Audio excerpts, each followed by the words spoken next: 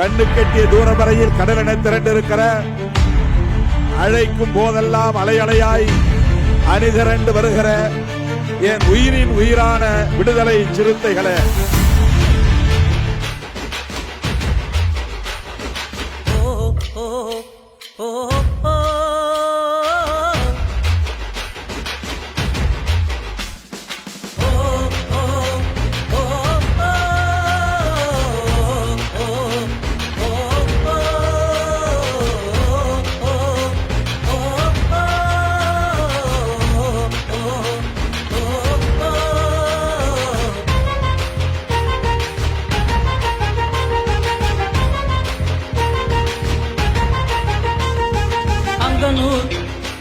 பகலசைந்தால் அரசியல் தலைமே அதிலும் தேசிய தலைவன் அவனா இவனா பிரிச்சு அடக்க நினைச்சா அடங்க மறுத்து புரட்சி செய்தே அமைப்பாய் திரள்வோம்.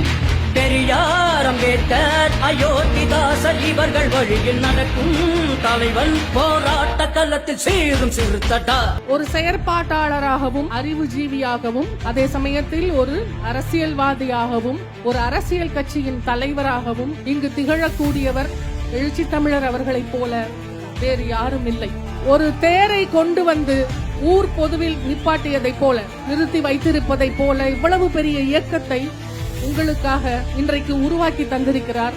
அதை கட்டி காப்பாற்ற வேண்டிய பொறுப்பு நம் அனைவருக்கும் இருக்கிறது. எங்களுக்கு தெரிந்து சரித்திரம் படைக்க ஒரு அண்ணன் இருக்கிறார் என்றால் அது நம் திருமா அண்ணனாகத்தான் இருக்கும். இந்த இயக்கம் சும்மா வரல, ரத்த சிந்தி போஸ்ட் ஒட்டி எழுதி நடந்து ஓடி கட்டமைச்சு இன்றைக்கு வெற்றி விழாவிலே நாம் சங்கமித்திருக்கிறோம் என்றார். எத்தனை தோழர்களின் ரத்தம் இந்த இயக்கத்திற்காக போயிருக்கு. வீசிகா என்ன பெருங்காயமா? கரையிறதுக்கு பெருங்கடல் கரையாது, ஞாபகம் வச்சுக்கோ. 72 ஆண்டு தமிழ்நாட்டில தலித் சமூகத்தில் பிறந்த ஒருவர் தலைவராக நின்று வென்று அங்கீகாரம் பெற்றது இல்லை. முதல் தலைவன் நம் அண்ணன் திருமா அவர்கள்.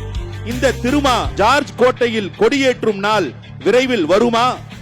வரும் வரும் வரும் என்று ஒன்று கூடி நீங்கள் முழங்கினால் வரும். வரும் என்று தேர்தல் களத்தில் ஒன்று கூடி இயங்கினால் வரும். இந்த வெற்றிக்கு காரணமானவர்கள் அங்கே அதிக அளவிலே வாக்களித்த தாய்மார்கள் தான்.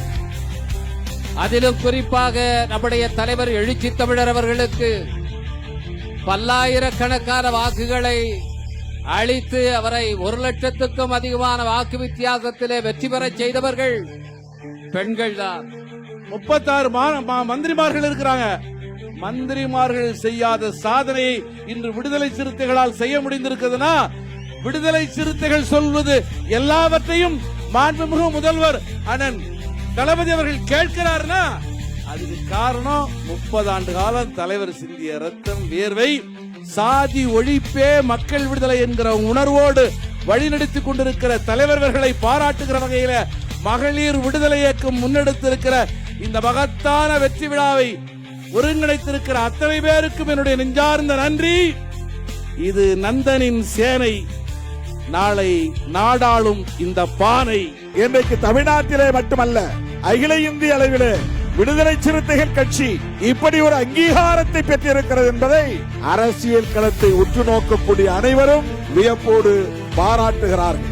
சனாதன கும்பல் வெவ்வேறு முகமூடிகளோடு இங்கே களத்தில் இருக்கிறார்கள். போலி தமிழ் தேசிய முகமூடி அரசியல் வெற்றிக்காகவே கட்சியை தொடங்கியிருக்கிற ஜனநாயகன் கதாநாயகன் என்கிற முகமூடி, இவற்றையெல்லாம் எதிர்கொள்ள வேண்டிய பொறுப்பு சிறுத்தைகளுக்கு இருக்கிறது. சனாதன சங்கிகளை முறியடிக்க வேண்டிய பொறுப்பு சிறுத்தைகளுக்கு இருக்கிறது. தமிழ்நாட்டை பாதுகாக்க வேண்டிய பொறுப்பு சிறுத்தைகளுக்கு இருக்கிறது.